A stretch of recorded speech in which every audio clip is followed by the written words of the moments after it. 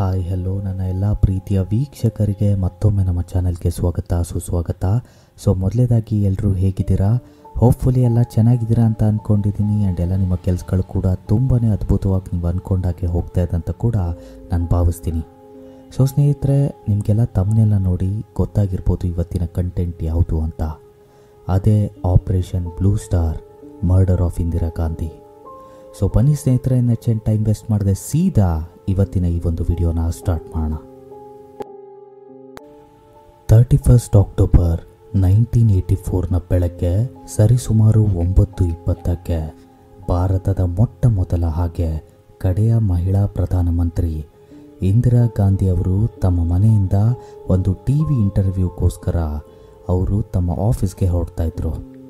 ಜೊತೆಗೆ ಅವರ body guards ಕೂಡ ಇದ್ರು. ಜೊತೆಗೆ ಡೆಲ್ಲಿ ಪೊಲೀಸ್ನ ಸೆಕ್ಯೂರಿಟಿ ಟೀಮ್ ಕೂಡ ಭಾಗಿಯಾಗಿದ್ರು. ಇಂದಿರಾ ಗಾಂಧಿ ಅವರು ಆಫೀಸ್ನ ಗೇಟ್ ಓಪನ್ ಮಾಡ್ತಾ ಇದ್ದಾಗೇನೆ ಒಬ್ಬ ವ್ಯಕ್ತಿ ಇಂದಿರಾ ಗಾಂಧಿಗೆ ಗನ್ನ ತೋರಿಸಿ ಹೇಳ್ತಾನೆ, ನೀನೆಲ್ಲ ಇಷ್ಟು ದಿನ ನಮ್ಮ ಜೊತೆ ಹೇಗೆ ಆಟ ಆಡಿದೆಯೋ ಅದಕ್ಕೆಲ್ಲ ನೀನು ಅನುಭವಿಸಲೇಬೇಕು ಅಂತ ಹೇಳಿ ಗನ್ನ ಟ್ರಿಗರ್ ಚಲಾಯಿಸೇ ಬಿಡ್ತಾನೆ. ಇಂದಿರಾ ಗಾಂಧಿ ಸ್ಥಳದಲ್ಲೇ ಸ್ಪಾಟ್ ಡೆತ್ ಆಗೋಗ್ತಾರೆ. ಹಾಗೆ ಪೂರ್ತಿ ದೇಶದಲ್ಲೇ ಹಂಗಾಮ ಶುರುವಾಗೋಯ್ತು. ತುಂಬಾನೇ ಗಲಾಟೆ ದಂಗೆಗಳು ಶುರು ಆಗ್ತವೆ, ಯಾವುದರಲ್ಲಿ ಸುಮಾರು ಜನರು ತಮ್ಮ ಪ್ರಾಣವನ್ನು ಕಳ್ಕೊತಾರೆ. ಆದರೆ ನಮಗೆ ಕ್ವಶನ್ ಮಾರ್ಕ್ ಆಗಿ ಉಳಿಯೋದೇನೆಂದರೆ, ಇಂದಿರಾ ಗಾಂಧಿನ ಯಾರು ಹಾಗೆ ಯಾಕೆ ಸಾಯಿಸಿದ್ರು ಅಂತ. ಇದೆಲ್ಲ ಶುರು ಆಗಿತ್ತು 1970. ಗ್ರೀನ್ ರೆವಲ್ಯೂಷನ್ನ ನಂತರ ಪಂಜಾಬಲ್ಲಿ ಅಗ್ರಿಕಲ್ಚರಲ್ ಡಿಮಾಂಡ್ ಜಾಸ್ತಿ ಆಗೋಗುತ್ತೆ. ಆ್ಯಂಡ್ ಇದರ ಜೊತೆ ಪೆಸ್ಟಿಸೈಡ್ಸ್ ಹಾಗೆ ಬೇರೆ ವಸ್ತುಗಳ ಬೆಲೆ ಗಗನಕ್ಕೇರೋಗುತ್ತೆ. ಇದರ ಪರಿಣಾಮ ರೈತರು ಇನ್ನ ಬಡವರು ಹಾಗೆ ಶ್ರೀಮಂತರು ಇನ್ನ ಶ್ರೀಮಂತ ಆಗ್ತಾ ಹೋಗ್ತಿದ್ರು. ಪಂಜಾಬಲ್ಲಿ ಇದರಿಂದ ಹಲವಾರು ರೈತರು ಸೂಸೈಡ್ ಕೂಡ ಮಾಡ್ಕೊಂಡಿದ್ರು. ಆ್ಯಂಡ್ ಇದರ ವಿರುದ್ಧ ಪ್ರೊಟೆಸ್ಟ್ ಕೂಡ ಸ್ಟಾರ್ಟ್ ಆಗೋಗುತ್ತೆ. 1975 ಪ್ರಧಾನಮಂತ್ರಿ ಇಂದಿರಾ ಗಾಂಧಿ ಇಂಡಿಯಾದಲ್ಲಿ ಎಮರ್ಜೆನ್ಸಿನ ಡಿಕ್ಲೇರ್ ಮಾಡ್ತಾರೆ. ಯಾವುದರಲ್ಲಿ ಹಲವಾರು ಸ್ಟೂಡೆಂಟ್ಸ್, ಪ್ರೊಟೆಸ್ಟರ್ಸ್ ಹಾಗೆ ಜರ್ನಲಿಸ್ಟ್ಸ್ಗಳನ್ನ ಅರೆಸ್ಟ್ ಮಾಡಿ ಸುಮಾರು ಲಾಕಪ್ ಡೆತ್ಗಳು ಕೂಡ ಆಗೋಗಿತ್ತು. ಅಲ್ಲಿ ಪಂಜಾಬ್ನ ಕಡೆ ಬೇರೆ ಒಂದು ಕಂಟ್ರಿಯ ಒಂದು ಡಿಮಾಂಡ್ ನಡೀತಾ ಇತ್ತು. ಅದೇ ಖಾಲಿಸ್ತಾನ್ನ ಡಿಮಾಂಡ್. ಈ ಒಂದು ಎಮರ್ಜೆನ್ಸಿನ ಡಿಕ್ಲೇರ್ ಮಾಡಾದ್ಮೇಲೆ ಪಂಜಾಬ್ನ ಎಲ್ಲ ಕಮ್ಯುನಿಟಿಯ ಜನರು ಇಂದಿರಾ ಗಾಂಧಿಯ ವಿರುದ್ಧ ಹೋಗ್ತಾರೆ. ಖಾಲಿಸ್ತಾನಿ ಮೂಮೆಂಟ್ನ ಲೀಡರ್ಸ್ ಇದರ ಒಂದು ಅಡ್ವಾಂಟೇಜ್ನ ತಗೊಳ್ಳೋದಕ್ಕೆ ಶುರು ಮಾಡ್ತಾರೆ. ಇದೇ ಥರ ಒಬ್ಬ ಲೀಡರ್ ಇದ್ದ, ಜುರ್ನೇಲ್ ಸಿಂಗ್ ಬಿಂದವಾಲಾ. ಆ್ಯಕ್ಚುಲಿ ಈ ಜುರ್ನೇಲ್ ಸಿಂಗ್ ರೈತರು ಹಾಗೆ ಇನ್ನು ಹಿಂದೆ ಉಳಿದ ವರ್ಗದ ಜನರ ಪರ ಪ್ರೊಟೆಸ್ಟ್ಗೆ ನಿಲ್ತಾ ಇದ್ದ. ಹಾಗೆ ನೋಡ್ತಾ ಇದ್ದಾಗೇನೆ ಅವನು ಎಲ್ಲ ಜನರ ಮನಸ್ಸನ್ನು ಗೆದ್ದಿದ್ದ. ಪಂಜಾಬಲ್ಲಿ 2 ಸರ್ಕಾರ ನಿರ್ಮಾಣ ಆಗುತ್ತೆ. ಒಂದು ಕಾಂಗ್ರೆಸ್ ಗೌರ್ಮೆಂಟ್, ಯಾವುದರ ಒಂದು ಡಿಸಿಷನ್ ಇಂದಿರಾ ಗಾಂಧಿ ತಗೊಳ್ತಾ ಇದ್ರು. ಆ್ಯಂಡ್ ಇನ್ನೊಂದು ಕಡೆ ಜುರ್ನೇಲ್ ಸಿಂಗ್ನ ಅವನದೇ ಒಂದು ಗೌರ್ಮೆಂಟ್. ಆ್ಯಂಡ್ ಆ ಒಂದು ಗೌರ್ಮೆಂಟ್ನ ಜಡ್ಜ್, ಜೂರಿ ಹಾಗೆ ಎಕ್ಸಿಕ್ಯೂಷನರ್ ಜುರ್ನೇಲ್ ಆಗಿದ್ದ. ಒಂದು ಕಡೆ ಜನರು ಜುರ್ನೇಲ್ನ ಒಬ್ಬ ಮಹಾ ವ್ಯಕ್ತಿ ಅಂತಿದ್ರೆ, ಇನ್ನೊಂದು ಕಡೆ ಅದೇ ಜುರ್ನೇಲ್ನ ಇಂಡಿಯನ್ ಗೌರ್ಮೆಂಟ್ ಜುರ್ನೇಲ್ನ ಟೆರರಿಸ್ಟ್ ಅಂತ ಡಿಕ್ಲೇರ್ ಮಾಡಿದ್ರು. 1984 ಪೊಲೀಸರಿಗೆ ಒಂದು ಇನ್ಫಾರ್ಮೇಷನ್ ಸಿಗುತ್ತೆ. ಜುರ್ನೇಲ್ ತನ್ನ 200 ಆರ್ಮ್ಡ್ ಮಿಲಿಟೆಂಟ್ಸ್ನ ಜೊತೆ ಸೇರಿ ಗೋಲ್ಡನ್ ಟೆಂಪಲ್ನ ಆಕ್ರಮಿಸಿದ್ದ. ಬಹಳ ಸತಿ ಪೊಲೀಸರು ಅವನನ್ನು ಅಲ್ಲಿಂದ ಆಚೆ ತರೋಕೆ ಪ್ರಯತ್ನ ಪಟ್ಟರು. ಆದರೆ ಪ್ರತಿ ಸತಿ ಫೇಲ್ ಆಗ್ತಾ ಇದ್ರು. ಇಂದಿರಾ ಗಾಂಧಿಗೆ ಪಂಜಾಬಲ್ಲಿ ತನ್ನ ಎಲ್ಲ ಸೀಟ್ ಬೀಳ್ತಾ ಇರೋದು ಕಣ್ಮುಂದೆನೇ ಕಾಣಿಸ್ತಾ ಇತ್ತು. ಹೇಳ್ತಾರೆ, ಇಂದಿರಾ ಗಾಂಧಿ ತನ್ನ ಅಧಿಕಾರನ ಉಳಿಸ್ಕೊಳ್ಳೋಕ್ಕೋಸ್ಕರ ಏನ್ ಮಾಡೋಕ್ಕೂ ಸಿದ್ಧ ಅಂತ. ಈ ಥರ ಒಂದು ಸೀಟ್ ಕಣ್ಮುಂದೆನೇ ಕಳ್ಕೋತಾರೆ ಅದನ್ನ ನೋಡಿ ಇಂದಿರಾ ಗಾಂಧಿ ತನ್ನ ಲೈಫಲ್ಲೇ ಒಂದು ಮೋಸ್ಟ್ ಡೇಂಜರಸ್ ಡಿಸಿಷನ್ನ ತಗೋತಾರೆ. 1 ಜೂನ್ 1984 ಲಕ್ಷಾಂತರ ಜನರು ಅಮೃತ್ಸರ್ನ ಗೋಲ್ಡನ್ ಟೆಂಪಲ್ಗೆ ಪೂಜೆ ಮಾಡಿಸೋದಕ್ಕೆ ಬಂದಿದ್ರು. ಆ್ಯಂಡ್ ಟೆಂಪಲ್ ಒಳಗಡೆ ಇದ್ದ ಜನರಿಗೆ ಒಂದು ಕ್ಷಣ ಭೂಮಿ ಅಲ್ಲಾಡ್ತಾ ಇರೋ ಹಾಗೆ ಫೀಲ್ ಆಗುತ್ತೆ. 10,000 ಸೈನಿಕರು ಓಡ್ತಾ ಪೂರ್ತಿ ಜನರನ್ನ ಸರೌಂಡ್ ಮಾಡಿದ್ರು.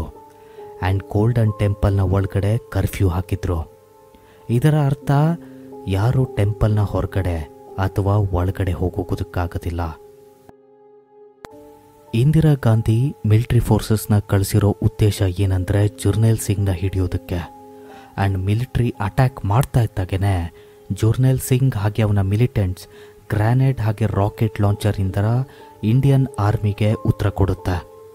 ಹಾಗೆಯೇ Indian force military tank, helicopters ಹಾಗೆ ಹೆವಿ ವೆಪನ್ಸ್ನ ಯೂಸ್ ಮಾಡಿ ಅಟ್ಯಾಕ್ ಮಾಡ್ತಾರೆ.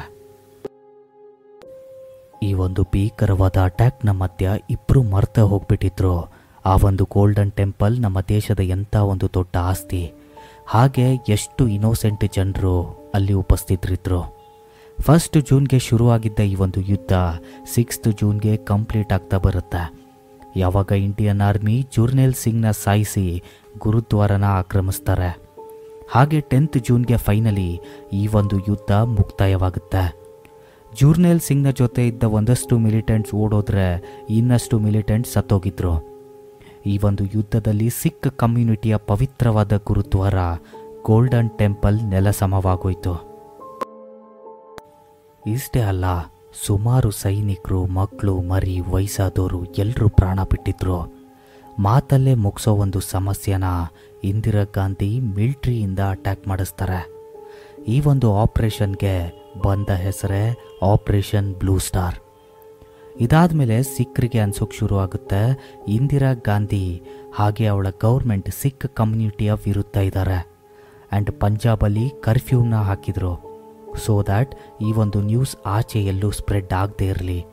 ಆ್ಯಂಡ್ ಈ ಒಂದು ಇನ್ಸಿಡೆಂಟ್ ತುಂಬ ಕಡಿಮೆ ನ್ಯೂಸ್ ಚಾನೆಲ್ಸ್ಗಳು ರಿಪೋರ್ಟ್ ಮಾಡಿದರು. ಆ್ಯಂಡ್ ತುಂಬ ಕ್ಲೀನಾಗಿ ಪ್ಲ್ಯಾಂಡ್ ಆಗಿ ಈ ಒಂದು ಕೇಸ್ನ ಜಗತ್ತಿಂದ ಮುಚ್ಚಿಡ್ತಾರೆ.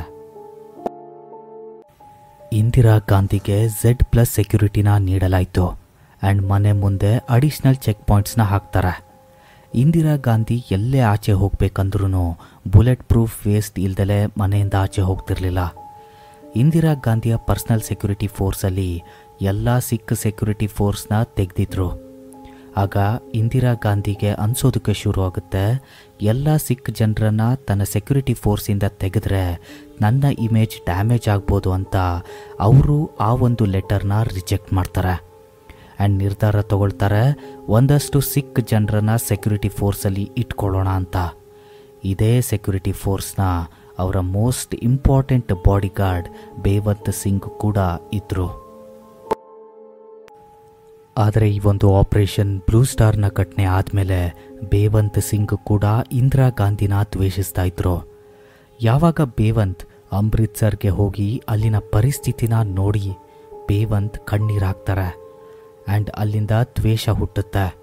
ಮೊದಲು ಬೇವಂತ್ ಸತ್ವಂತ್ ಸಿಂಗ್ನ ಕೂಡ ಯಾರು ಇಂದಿರಾ ಗಾಂಧಿ ಸೆಕ್ಯುರಿಟಿ ಫೋರ್ಸಲ್ಲಿದ್ದರು ಪ್ಲ್ಯಾನಲ್ಲಿ ಇನ್ವಾಲ್ವ್ ಮಾಡ್ಕೋತಾರೆ.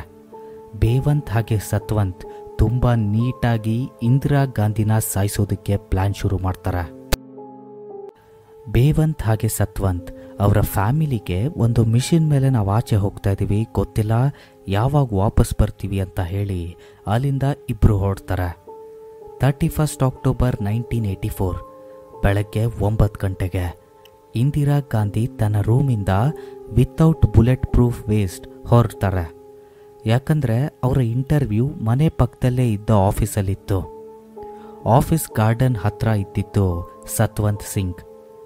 ಇಂದಿರಾ ಆಫೀಸ್ನ ಗೇಟ್ ಓಪನ್ ಮಾಡ್ತಾ ಇದ್ದಾಗೇ ಬೇರೆ ಯಾರೂ ಅಲ್ಲ, ಅವರ ಮೋಸ್ಟ್ ಇಂಪಾರ್ಟೆಂಟ್ ಬಾಡಿಗಾರ್ಡ್ ಬೇವಂತ್ ಸಿಂಗ್ ಹಿಂದೆ ತಿರುಗಿ 3 ಬುಲೆಟ್ನ ಇಂದಿರಾ ಗಾಂಧಿಗೆ ಫೈರ್ ಮಾಡ್ತಾರೆ.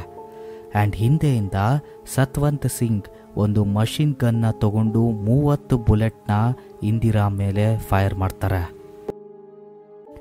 ಬರೋಬ್ಬರಿ 33 ಬುಲೆಟ್ಸ್ ಇಂದಿರಾ ಗಾಂಧಿ ದೇಹದಿಂದ ಆರ್ಪಾರಾಗೋದ್ವು.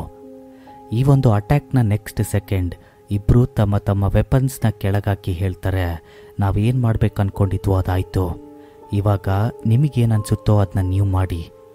ವೆಪನ್ಸ್ನ ಕೆಳಗೆ ಹಾಕಿದ್ರು ಕೂಡ ಪೊಲೀಸ್ ಫೋರ್ಸ್ ಬೇವಂತ್ ಸಿಂಗ್ನ ಅಲ್ಲೇ ಸಾಯಿಸ್ತಾರೆ. ಹಾಗೆ ಸತ್ವಂತ್ನ ಅರೆಸ್ಟ್ ಮಾಡಿದ್ರು.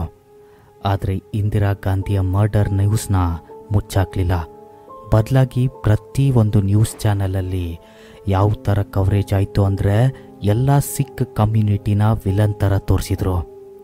ಇದರ ಕಾರಣ ಪೂರ್ತಿ ಭಾರತದಲ್ಲಿ 1984 ಅಲ್ಲಿ ಎಲ್ಲ ಪೊಲಿಟಿಕಲ್ ಪಾರ್ಟಿ ವರ್ಕರ್ಸ್ ಸಿಖ್ರನ್ನ ಹುಡುಕಿ ಕೊಂದಾಕಿದ್ರು. ಇದು ಕೇವಲ ಒಂದು ಮರ್ಡರ್ ಅಷ್ಟೇ ಅಲ್ಲ, ನಮ್ಮ ಭಾರತದ ಇತಿಹಾಸದಲ್ಲೇ ಒಂದು ಭಯಾನಕವಾದಂಥ ಒಂದು ಘಟನೆ. ಸೊ ಗೆಳೆಯರೇ, ಇದಾಗಿತ್ತು ಇವತ್ತಿನ ಈ ಒಂದು ವಿಡಿಯೋ. ಹೋಪ್ಫುಲಿ ನಿಮ್ಗೆ ಈ ಒಂದು ಕತೆ ಇಷ್ಟ ಆಗಿದೆ ಅಂತ ಅಂದ್ಕೊಡ್ತೀನಿ. ಒಂದು ವೇಳೆ ಕತೆ ನಿಮ್ಗೆ ಇಷ್ಟ ಆಗಿದ್ರೆ ದಯವಿಟ್ಟು ಲೈಕ್ ಮಾಡಿ, ಹಾಗೆ ನಿಮ್ಮ ಸ್ನೇಹಿತರಿಗೂ ಕೂಡ ಶೇರ್ ಮಾಡಿ, ಹಾಗೆ ಸಬ್ಸ್ಕ್ರೈಬ್ ಮಾಡೋದನ್ನ ಮರಿಬೇಡಿ. ಒಂದು ವೇಳೆ ನಿಮಗೆ ಕತೆ ಇಷ್ಟ ಆಗದೆ ಇದ್ದಿದ್ರೆ ವಿಡಿಯೋನ ಡಿಸ್ಲೈಕ್ ಮಾಡಿ ಅಂತ ಹೇಳ್ತಾ ಮುಂದಿನ ವಿಡಿಯೋದಲ್ಲಿ ಆದಷ್ಟು ಬೇಗ ಮತ್ತೆ ಸಿಗೋಣ. Until then take care and thank you for watching.